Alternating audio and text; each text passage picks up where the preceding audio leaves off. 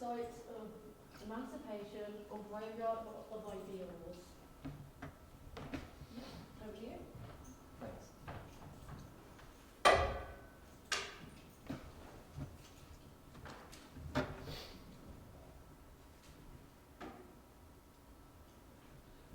So basically, my talk today is just like a very brief overview of my PhD idea in its like current revision proposal stage.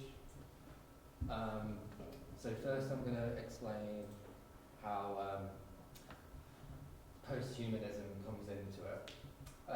Posthumanism 4 argues that the human conception of mankind as a rational being, superior and separate from nature, laid the groundwork for the eventual rise of a neoliberal drive towards individualism, because it centres rationality and progress achieved through empirical inquiry alone, and that the individual is the sole source of history as their own history, and not through this process they become liberated from both natural and a collective obligation, and thus through self-improvement and inquiry on it, and besides anything else, is their source of freedom.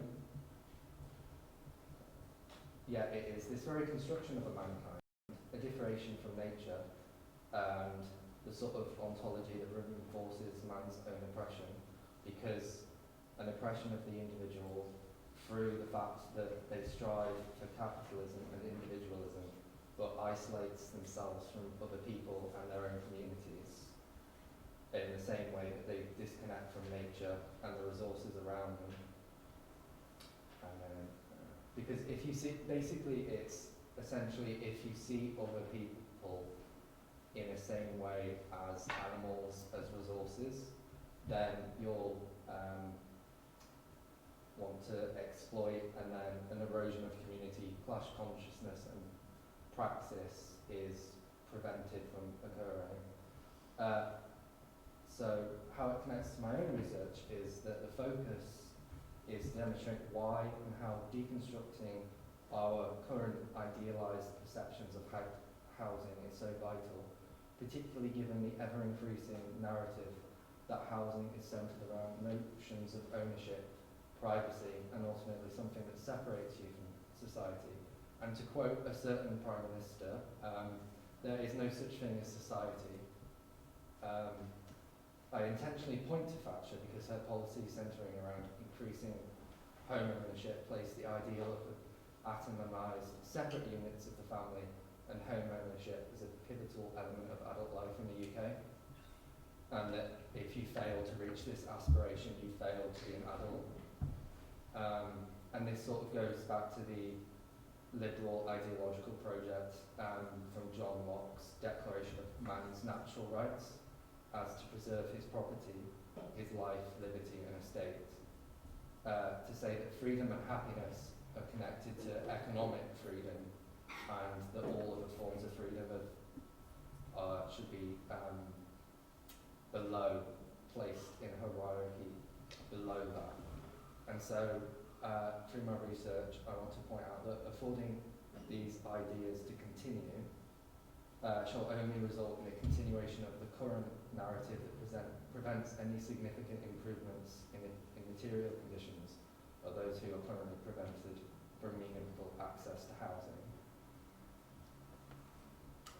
One example of this is that in the architectural industry, people often push to gain recognition in their careers for prizes, and these prizes often focus on large housing projects that are single family homes, even though currently what we really need is a lot more of dense housing for different sizes of families, instead of focusing on a single idea of like, you need X number of bedrooms because you'll have children, or you need to have a kitchen, dining room, and then the same concepts for every single person.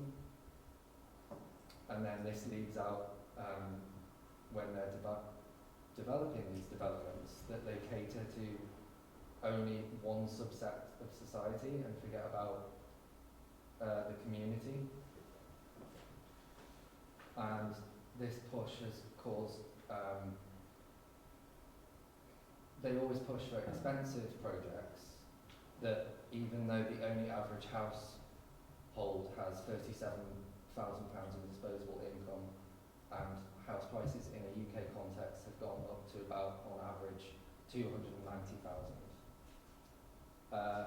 Till and Schneider have proposed an alternative to this structure with community approaches where an architect and community members work in tandem, thus creating a more bottom-up approach with direct primary involvement from those who shall be affected by the development.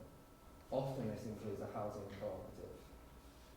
This would require a shift from the current focus on home ownership and instead far more community collectivist mindsets. However, this alone isn't a framework still that is designed by developers and housing from a Eurocentric universalist model, lacking the creative flexibility that is needed to truly create equitable and sustainable housing.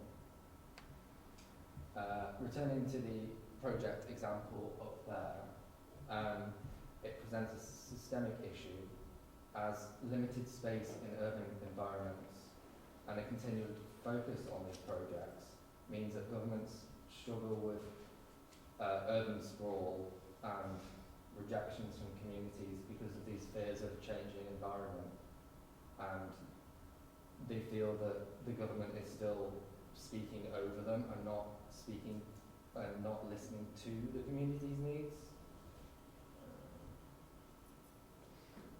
Often the main objection, however, comes from landowners who control developments and not builders, government or urban planners.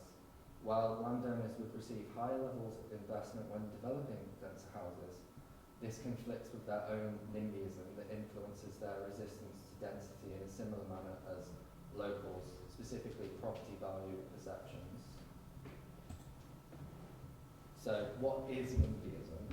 NIMBYism, or not in my backyard, refers to the idea that people understand the need for housing and infrastructure, and even green energy developments, solar, wind, and so forth, but object to them when proposed or developed in their local community.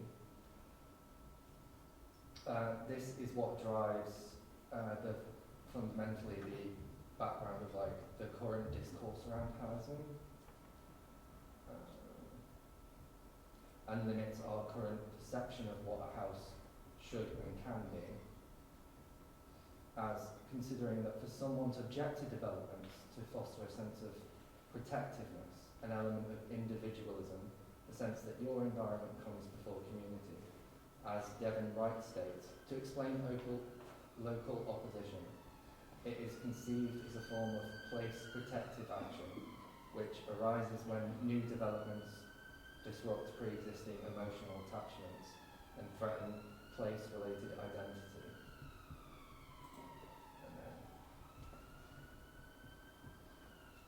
I just thought also I'd include an example that I found online where even cultural institutions will often reinforce this idea that you don't want change because social housing will be ugly or an eyesore, and sort of this is a representation of classism that often prevents this sort of development because people want a middle class. Think the typical American dream, like a white picket fence kind of scenario, that's what they want, but really to meet our current needs, we need more high density housing. And that connects to nostalgia, as this is an emotional attachment to a place that one's home as part of their own identity construction, and thus an expression and central part of themselves, and this leads the community objection. Specifically to sort of developments that are seen as a threat to the character and social fabric of the community. These impulses can be understood as stemming from the ideological forces of capital, tracing through a process that begins with individualism. NIMBYism can be seen as an outcome of multiple culturally constructed fears and ideas around housing, driven primarily by intentional paranoia that causes a desire for privacy, and they need to have a secure and separate home from wider society to protect your family. In this sense, NIMBYism has a fundamentally reactionary nature. And also this sort of, oddly, it kind of contradicts with how, when you think about digital privacy, people don't really seem to have as much of a concern for that as physical privacy, and there's a sort of dichotomy between that.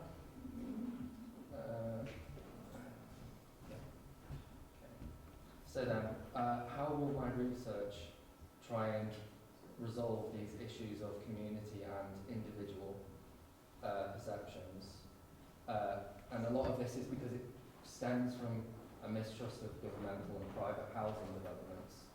Ray Doty explains that the post-humanities requires a neo-materialist approach to understanding and thus deconstructing contemporary issues, and at its core, the post-humanities must envision and pursue lenses of inquiry that deconstruct and are pluralistic and immanent. And by immanent, she refers to this idea that you can't apply universal themes, so you can't place a single idea of a house or a home even, or a family onto everybody in society, because you need different ideas from different groups, because everybody has different needs.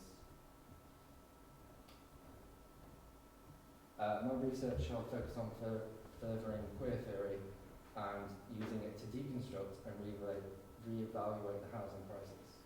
An area of research that is currently underdeveloped. Specifically, the use of queer theory has been selected for its rejection of traditional epistemological inflexibility, and importantly, the underexplored potential for pluralistic rejections of hegemonic, heteronormative and homonormative conceptions of the home and the family. I include homonormative because my research shall focus on plural sexual individuals' experiences in a space contestant state of liminality, because as they shift identity more so than other groups, does this impact how they interpret and desire to design their family structure? And a reason specifically for focusing on this group is because even in queer theory, much of the work previously has been on homosexuality, or because there is literally only 7 books in existence on bisexual, like to do with anything in that area. So I wanted to use my research to add to that area, because there, well, 7 books, there's really nothing out there on it. And then with post-humanity, because trying to rethink about how we can restructure homes, and that hopefully by interviewing people in this group, it kind of gives them a voice to express what they need, instead of the government, again, going back to my previous point, often housing creates mistrust because the government just says, this is what we're going to design for you, but nobody asks local communities what they need. And that's